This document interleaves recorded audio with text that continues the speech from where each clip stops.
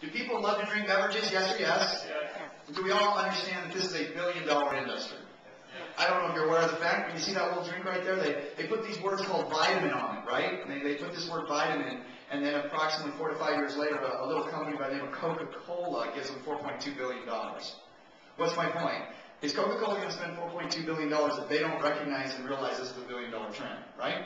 People want to drink their health, we would agree. They want to drink their energy. They want to drink. Now, liquid beverages, what's their number one priority? It says right up there. Shelf life, right? And it's common sense. I mean, that makes sense. Less waste, no bacterial growth, and the longer it can sit on the shelf, the more income potential, right? I mean, that makes complete sense. I understand that. Now, here's what shocked me. I did not realize that 99% of all the beverages are what they call hot fill, pasteurized, aseptic. They boil it. Now, what I didn't realize is, did you know your sport drinks, they're boiling them. Your energy drinks, they're boiling them. Guys, 99% of all of them are being boiled. Real simple question. What happens to the nutritional value in these beverages when they're boiled? No one's ever gotten this wrong, even little kids. It kills death, right? That's exactly right.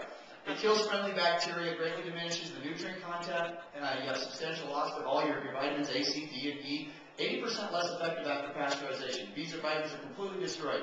How about your enzymes? How about your antibodies and other hormones? It destroys them.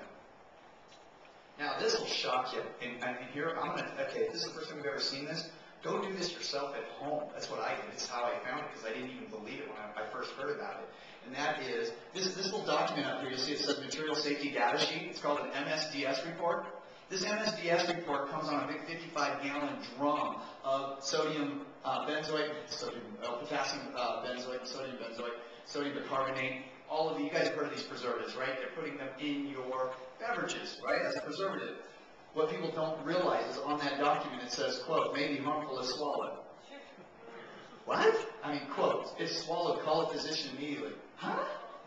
But yet, in the United States, if it's less than 2%, it's okay. And everyone says, well, Robby, you're overplaying. Dude, if I told you it's less than 2% of arson, you want to chug it down?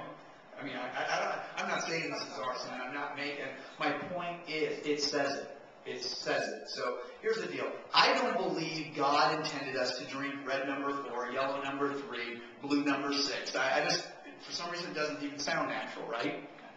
You know, and look, next time you do, look at your tongue. I don't know if that's a natural process or not, but I mean, a blue tongue, I don't know, you know, that's something I don't think God intended us to see happen. All right, and I can go on and on. I mean, there's artificial flavors, artificial sweeteners. Look, let's talk about the sugar epidemic just for a quick moment. Number one contributor to nationwide obesity. Do you realize a third of America is overweight, right? Obese. Another third is overweight. So that's 2/3, right? What's the number one contributor? Sugar. How are they getting that sugar? Guess what? It's in liquid, right? Because you can't see it. I mean, that's exactly that. 150 pounds a year. Isn't that just crazy?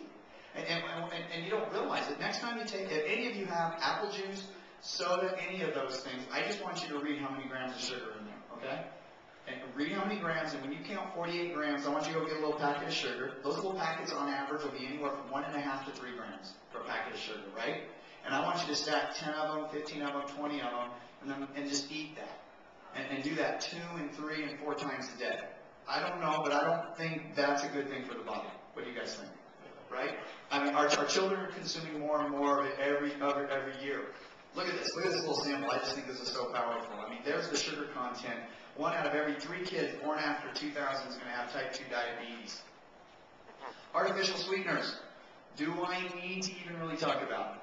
I mean, it's so funny. I don't even really have to go into it anymore because most of you are already aware of the fact that these man-made artificial sweeteners, there's some issues with them.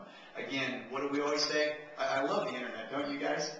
Google it, right? Just go online, take any of these things, aspartame, saccharin, just Google it, do your own research. You don't want to put this stuff in your body. How about this one? Has this been big, guys? Yeah. It's another billion-dollar trend right now. You got caffeine, you got adrenal overload, class action lawsuits. You know, they've been saying now that caffeine is going to be the new tobacco. Do you remember back in the day? I remember this because I was born in the 70s and even in the 80s, and I remember people making an argument that smoking was bad. Do you remember this? I mean, they would look at you right in the face and say, it's not bad. You can smoke all you want. Do you remember that? I mean, isn't it funny how here in 2009, we're like, you're kidding me, right? You know, you're kidding me. That's what's going on with caffeine right now. That's exactly